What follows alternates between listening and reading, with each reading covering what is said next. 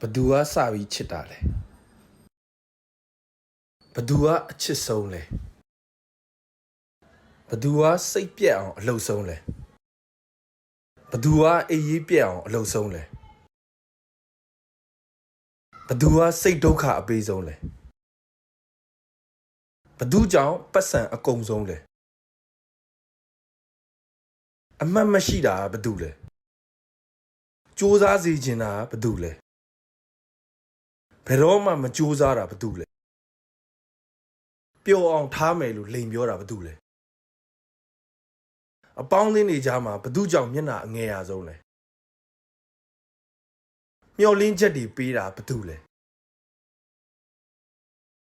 ဘယ်တော့မှအနိုင်မယူတာဘသူလဲ